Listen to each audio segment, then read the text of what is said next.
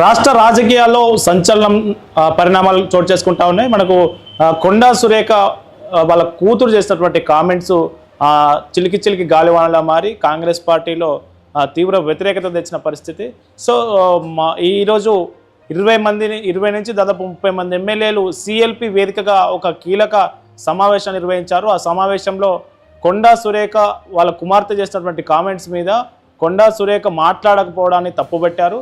So ఆమె తన కూతురి కామెంట్స్ వ్యక్తిగతమని, తనకు సంబంధం లేదని ఎట్లా చెప్తారని ఒక మంత్రి స్థానంలో ఉన్న వ్యక్తి వాళ్ళ కూతురు చేసిన కామెంట్స్ను మాట్లాడకపోవడం, తప్పుపట్టకపోవడం ఇది చాలా దారుణమని సీఎం రేవంత్ రెడ్డి మీద కావచ్చు, అట్లాగే మంత్రుల మీద కావచ్చు, వీళ్ళందరి మీద చేసినటువంటి అవినీతి ఆరోపణలు ఏవైతే ఉన్నాయో వీటన్నిటి మీద ఖచ్చితంగా చర్యలు తీసుకోవాలి. కొండా సురేఖను వెంటనే రాజీనామా చేయాలని వీళ్ళంతా డిమాండ్ చేశారు. దాదాపు బీర్లాయిలే నేతృత్వంలో, ప్రభుత్వ విప్గా ఉన్నటువంటి బీర్లాయిలే నేతృత్వంలో దాదాపు 20 నుంచి 25 మంది ఎమ్మెల్యేలు ఈరోజు సిఎల్పి వేదికగా సమావేశమై సిఎల్పిని డిమాండ్ చేయడం జరిగింది.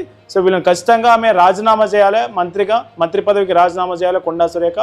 లేదంటే ఏఐసిసి అట్లాగే టీపీసీసీ అధిష్టానం ఏదైతే ఉందో అధిష్టానం ఖచ్చితంగా ఆమెను బర్తరఫ్ చేయాలి, మంత్రి పదవి నుంచి తొలగించాలని వీళ్ళు డిమాండ్ చేశారు. సో కొద్దిసేపటి క్రితమే మీడియాతో మాట్లాడుతూ బీర్లైలే కావచ్చు, మిగతా ఎమ్మెల్యేలు కావచ్చు, వీళ్ళంతా డిమాండ్ చేసేది ఇదే, రాజీనామా చేయాలి కొండా సురేఖ. వాళ్ళ కూతురు చేసినటువంటి ఆరోపణలు, తీవ్ర వ్యాఖ్యలకు నైతిక బాధ్యత వహిస్తూ ఆమె రాజీనామా చేయాలి. లేని పక్షంలో అధిష్టానమే ఆమెను సస్పెండ్ చేయాలి, బర్తరఫ్ చేయాలి మంత్రి పదవి నుంచి అనేది వాళ్ళు డిమాండ్ చేశారు. సో ఈ మొత్తం ఎపిసోడ్ ఎక్కడ స్టార్ట్ అయింది, ఎక్కడి వరకు వచ్చింది అనేది మనం స్టార్టింగ్ కనుక చూసినట్టయితే, మొన్న ఇటీవల ములుగు జిల్లా పర్యటనకు, ఉమ్మడి వరంగల్ జిల్లా పర్యటనకు వెళ్ళినప్పుడు సీఎం రేవంత్ రెడ్డి సో ఆ సమావేశంలో మాట్లాడుతూ పరకాల నుంచని రేవూరి ప్రకాష్ రెడ్డిని గతంలో మంచి మెజార్టీతో గెలిపించారు. నెక్స్ట్ ఇంకా మరింత ఉత్సాహంగా మళ్ళీ గెలిపించాలి, ఈయననే మీ ఎమ్మెల్యే అని ప్రకటించడం జరిగింది.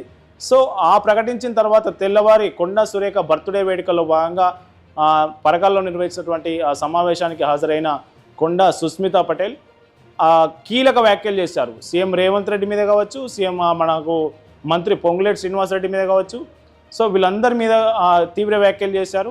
సీఎం సోదరుడికి దాదాపు 200 కోట్ల విలువ చేసే భూమిని అతనికి సంబంధించిన షెల్ కంపెనీకి దారాదత్తం చేసిన విషయాన్ని బయటపెట్టారు. అట్లాగే అచ్చ కాంగ్రెస్ వర్సెస్ పచ్చ కాంగ్రెస్, అంటే టీడీపీ నుంచి వచ్చినటువంటి కాంగ్రెస్ వాళ్ళు, నిజమైన కాంగ్రెస్ వాళ్ళ మధ్యలో విభేదాలు ఉన్నాయి.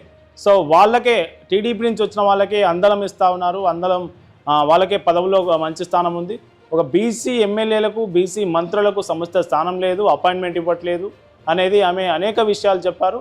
మంత్రి పొంగులేటి శ్రీనివాసరెడ్డి మీద కూడా అనేక సార్లు కామెంట్స్ చేశారు. సో ఇటీవల డబుల్ బెడ్రూమ్ ఇళ్ళ హౌస్లకు సంబంధించి ఇందిరమ్మ టవర్స్కి శంకుస్థాపన చేసే కార్యక్రమంలో బీసీ మంత్రి పొన్నం ప్రభాకర్ ఫోటోను కూడా పోస్టర్లో వేయలేదు. ఆయన హైదరాబాద్కి ఇన్ఛార్జ్గా ఉన్నప్పుడు, హైదరాబాద్లో ఇందిరమ్మ ఇల్లు కడుతున్నప్పుడు ఇన్ఛార్జ్ మంత్రి ఫోటో వేయకుండా ఎట్లా మీరు కార్యక్రమం చేస్తారని సుస్మితా పటేల్ నిలదీయడం జరిగింది. అట్లాగే మనకు అవినీతి ఆరోపణలు, సీఎం సోదరులు మొత్తం అవినీతిలో కూరుకుపోయారని, నా జోలికి వస్తే ప్రెస్ క్లబ్లో కూర్చొని మొత్తం అవినీతి బండారం మొత్తం బయటపెడతానని ఆమె సంచలన కామెంట్ చేశారు. సో ఎవరు ఏమనుకున్నా పరకాల నుంచని నేనే పోటీ చేస్తా, అవసరమైతే సీఎం రేవంత్ రెడ్డి వచ్చి రేవూరి ప్రకాష్ రెడ్డికి ప్రచారం చేసినా, క్యాన్వసింగ్ చేసినా కానీ నేనే గెలుస్తానని ఆమె ధీమాను వ్యక్తం చేశారు. సో ఈమె కామెంట్స్ పెద్ద ఎత్తున దుమారం రేపాయి కాంగ్రెస్ పార్టీలో. సో ప్రతిపక్ష బీఆర్ఎస్, బీజేపీలు కూడా సుస్మితా పటేల్ చేసినటువంటి కామెంట్స్ను ఒక అస్త్రాలుగా వాడుకొని కాంగ్రెస్ పార్టీలో ఉన్నటువంటి మంత్రులను, సీఎం రేవంత్ రెడ్డి కుటుంబానికి సంబంధించి అనేక వీడియోలు కావచ్చు, అనేక కామెంట్స్ కావచ్చు, పెద్ద ఎత్తున వాళ్ళ మీద ఈ కామెంట్స్ను అస్త్రాలుగా మార్చుకొని వాళ్ళ మీద కామెంట్ చేసే ప్రయత్నం చేస్తూ ఉన్నారు. సో ఈ నేపథ్యంలో పార్టీకి డ్యామేజ్ జరుగుతుందనే ఈ నేపథ్యంలో క్రమశిక్షణ కమిటీ చైర్మన్గా ఉన్నటువంటి ఎంపీ మల్లు రవి దీని మీద స్పందించారు. ఖచ్చితంగా ఆమె మీద చర్యలు ఉంటాయని ప్రకటించారు. అట్లాగే టీపీసీ చీఫ్ మహేష్ కుమార్ గౌడ్ కూడా ఆమె చేసినటువంటి కామెంట్స్ని ఖండించారు. సో ఆమెకు నిన్న కొండా సురేఖకు కూడా ఒక నోటీస్ ఇచ్చారు.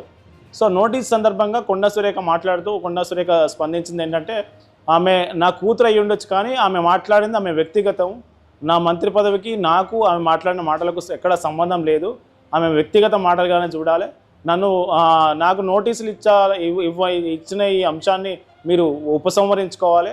నేను ఆమె చేసిన కామెంట్స్కు నేను బాధ్యురాలిని కాదు. ఆమె వ్యక్తిగత కామెంట్స్ అవన్నీ ఆమె బదులిచ్చే ప్రయత్నం చేశారు. సో ఆమె ఈ నిన్న బుధవారం ఇచ్చినటువంటి నోటీసుకు సందర్భంగా ఆమె బదులిచ్చిన తీరు, మీడియాతో స్పందించిన తీరు తర్వాత కొండా సుస్మితా పటేల్ కూడా మీడియాతో మాట్లాడుతూ ఏం చెప్పారంటే, నేను ఎక్కడ కాంగ్రెస్ పార్టీని విమర్శించలేదు. ఖర్గేజీ, సోనియాజీ, రాహుల్జీ, నాకు కాంగ్రెస్ పార్టీ అంటే విపరీతమైన అభిమానం, మీరంటే గౌరవం.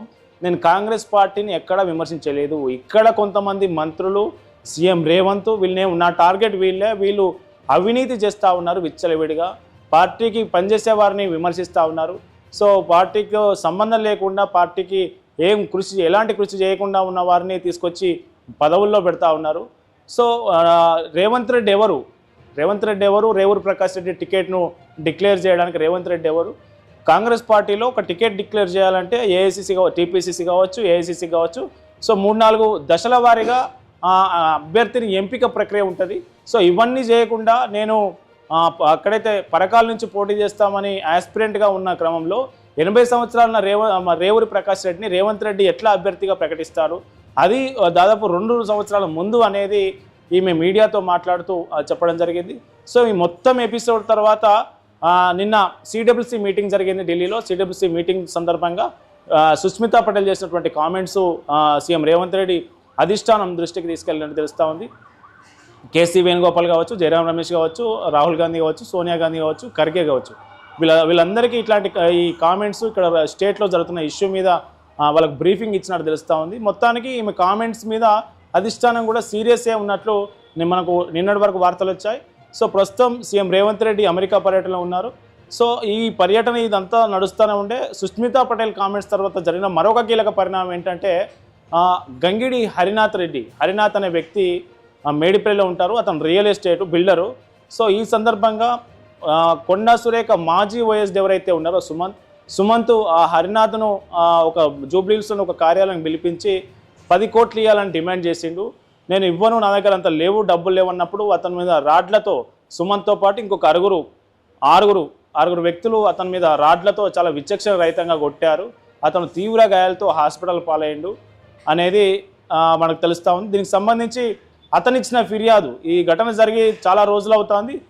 ఈ ఘటన జరిగిన చాలా రోజుల తర్వాత ఇప్పుడు అతని ద్వారా ఫిర్యాదు చేయించుకొని అతను ఫిర్యాదు చేసినట్టుగా మేడిపల్లి పోలీస్ స్టేషన్లో అతను ఫిర్యాదు చేయడం, ఆ మేడిపల్లి పోలీసులు 0 ఎఫ్ఐఆర్ నమోదు చేసి అక్కడి నుంచి ఆ కేసును జూబ్లీహిల్స్కు పోలీస్ స్టేషన్కు బదిలీ చేయడం అనేది చకచక జరిగిపోయాయి. సుమంత్ మీద మనకు అటెంప్ట్ టు మర్డర్ అనే సెక్షన్ నమోదు చేశారు. సుమంత్తో పాటు మరో 6 మీద వివిధ సెక్షన్ల కింద కేసులు నమోదయ్యాయి. సుస్మిత కామెంట్స్ తర్వాత కొండా సురేఖకు చుట్టూ కొత్త ఉచ్చు బిగించే ప్రయత్నం జరుగుతూ ఉంది.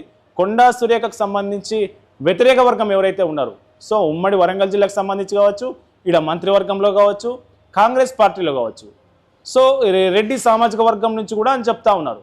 సో ఈ వ్యతిరేక వర్గం ఎవరైతే ఉన్నారో ఇదే అదునుగా ఇప్పుడు గతంలో కూడా కొండా సురేఖ చేసిన కామెంట్స్ మీద అనేక సార్లు వివాదాస్పదమైంది, అనేక సార్లు ఇట్లాంటి వాదనలు జరిగాయి. సో అన్నిసార్లు సమసిపోయే కానీ ఇప్పుడు సుస్మితా పటేల్ తీవ్ర వ్యాఖ్యలు చేయడంతో ఇదే అదునుగా భావించినటువంటి కొండా వ్యతిరేక వర్గం ఆమెను మంత్రి పదవి నుంచి బర్తరఫ్ చేయించాలి, ఆమెను కాంగ్రెస్ పార్టీ నుంచే బర్తరఫ్ చేయించే ప్రయత్నాలు చేస్తున్నట్లుగా మనకు సమాచారం అంతా ఉంది. సో ఈ నేపథ్యంలో కొండా సురేఖ ఏం చేయబోతా ఉన్నారు, ఆమె మీడియాతో ఏం మాట్లాడబోతా ఉన్నారు, ఇప్పుడు సిఎల్పి వేదికగా జరిగినటువంటి 20 మంది కాంగ్రెస్ ఎమ్మెల్యేల సమావేశం కావచ్చు, వాళ్ళ డిమాండ్ మీద ఆమె ఎట్లా స్పందించబోతా ఉన్నారు, ఏం చెప్తారు, సో ఆమెను బర్తరఫ్ చేయాలా లేదంటే ఆమెంతలో ఆమె రాజీనామా చేయాలనేది డిమాండ్ ఏదైతే ఈ 20 మంది ఎమ్మెల్యేలు పెట్టుకున్నారో, సో దీనికి సంబంధించి కొండా సురేఖ ఎట్లా స్పందించబోతా ఉన్నారు. సో ఈ ఎపిసోడ్ మొత్తంలో ఇప్పటివరకు మాజీ ఎమ్మెల్సీ కొండా మురళి మాత్రం స్పందించలేదు. కొండా మురళి ప్రెస్ మీట్ పెట్టే అవకాశం ఉందా, మీడియాతో ఏం మాట్లాడబోతా ఉన్నారు. సో ఈ సిఎల్పి వేదికగా జరిగినటువంటి 20 మంది ఎమ్మెల్యేలు సమావేశం ఏదైతే ఉందో వీళ్ళందరూ సీఎం రేవంత్ రెడ్డి వర్గంగా చెప్తా ఉన్నారు. మరి మిగతా ఎమ్మెల్యేలు ఎక్కడున్నారు, వాళ్ళు ఎందుకు స్పందించట్లేదు. సో ఎమ్మెల్యేలో కాంగ్రెస్ పార్టీ ఎమ్మెల్యేలో చీలిక వచ్చిందా, సో ఈ 2 వర్గాలుగా ఏర్పడ్డాయనే మా కామెంట్స్ కూడా సోషల్ మీడియాలో పెద్ద ఎత్తున ప్రచారం జరుగుతూ ఉన్నాయి. పొలిటికల్ ఊహాగానాలు విపరీతంగా పెరుగుతున్న పరిస్థితి. సో ఈ నేపథ్యంలో కొండా సురేఖ మీద ఎట్లాంటి చర్యలు తీసుకోబోతా ఉంది అధిష్టానం. కొండా సురేఖ 20 మంది ఎమ్మెల్యేలు చేసిన డిమాండ్కు రాజీనామా చేయబోతా ఉన్నారా? సో లేదంటే ఆ అధిష్టానం ఏమైనా బర్తరఫ్ చేసే అవకాశం ఉందా? సో ఆమెను బర్తరఫ్ చేయాలనే డిమాండ్ మాత్రం 20 మంది ఎమ్మెల్యేలకు సమావేశం నిర్వహించి మీరు డిమాండ్ చేయమని బ్రీఫింగ్ వచ్చినట్టుగా కూడా కొంత ప్రచారం జరుగుతూ ఉంది. దీనికి సంబంధించి పొలిటికల్ సర్కిల్స్లో ఈ కామెంట్ ఈ వ్యాఖ్య ఈ సమాచారం సర్క్యులేట్ అవుతూ ఉంది. సో మొత్తానికి కొండా సురేఖ ఎపిసోడ్లో ఈసారి ఏదో కీలక పరిణామం జరగబోతూ ఉంది. రాష్ట్ర రాజకీయాల్లో ఈ కొండా సురేఖ అంశం పూర్తి చర్చనీయాంశంగా మారిందనేది మనం ప్రస్తుతం స్పష్టంగా చూస్తూ ఉన్నాం. దీనికి సంబంధించి మీనాక్షి నటరాజన్, తెలంగాణ రాష్ట్ర వ్యవహారాల ఇన్ఛార్జిగా ఉన్నటువంటి మీనాక్షి నటరాజన్ ఎట్లాంటి స్టెప్ తీసుకోబోతా ఉన్నారు? 20 మంది ఎమ్మెల్యేల డిమాండ్ తర్వాత ఆమె ఎట్లా స్పందించబోతా ఉన్నారు? సో బర్తరఫ్ చేయబోతా ఉన్నారా? బర్తరఫ్ చేసే ఆలోచన లేకుంటే మరోసారి షోకాజ్ నోటీస్ ఇచ్చి వివరణ తీసుకునే ప్రయత్నం చేస్తారా? ఢిల్లీకి పిలిపించుకొని ఆమెతో మాట్లాడే ప్రయత్నం చేస్తారా? సో ఏం చేయబోతా ఉన్నారు? సో ఇప్పటికే అటు బీఆర్ఎస్ బీజేపీ 2 పార్టీలు చూస్తూ ఉన్నాయి. కాంగ్రెస్ పార్టీ పరిపాలన మీద కావచ్చు, కాంగ్రెస్ పార్టీ 2.5 ఏండ్ల పాలన విషయంలో కావచ్చు, ఆ హామీల అమలు విషయంలో కావచ్చు, ఎక్కడ అవకాశం దొరుకుతుందో అది అధికార పార్టీని ఇరుకున పెట్టేందుకు 2 పార్టీలు సమవుజ్జులుగా ప్రతిపక్ష పాత్ర పోషిస్తూ ముందుకు వెళ్తున్న ఈ తరుణంలో పార్టీలో చీలిక వచ్చి ఒక మంత్రిని బర్తరఫ్ చేసి మందున ఒక బీసీ మంత్రి, ఇప్పటికే తెలంగాణ రాష్ట్ర ప్రభుత్వంలో కాంగ్రెస్ ప్రభుత్వంలో బీసీలకు ప్రాతినిధ్యం తగ్గింది, బీసీలకు అన్యాయం జరుగుతూ ఉంది, బీసీ సబ్ ప్లాన్ ఏదైతే ఉందో అది అమలు కావట్లేదు, కామారెడ్డి డిక్లరేషన్లో ఇచ్చినటువంటి బీసీలకు సంబంధించినటువంటి ఏ ఒక్క హామీ అమలు కావట్లేదు. సో బీసీలను కాంగ్రెస్ పరోక్షంగా రెడ్ల ప్రభుత్వం అని చెప్తున్నటువంటి ఆరోపణలు ఉన్నటువంటి ఈ ప్రభుత్వం ఒక బీసీని మంత్రి పదవి నుంచి బర్తరఫ్ చేస్తే ఎట్లాంటి పరిణామాలు ఉండబోతా ఉన్నాయి? బీసీ నాయకులందరూ ఏకమై కొండా సురేఖ పక్షాన నిలబడతారా? ఆమెకు మద్దతుగా నిలబడతారా? ఏం జరగబోతా ఉంది ముందు ముందు అనేది ఆసక్తి పరిణామాలుగా మనం గమనించవచ్చు. దీనికి సంబంధించి ఏం జరుగుతుందో, మీనాక్షి నటరాజన్ ఎట్లా స్పందించబోతారో, కొండా సురేఖ ఈ ఎమ్మెల్యేల మీటింగు ఎమ్మెల్యేల డిమాండ్ మీద ఎట్లా స్పందించబోతా ఉన్నారనేది చూడాల్సిన అవసరం ఉంది.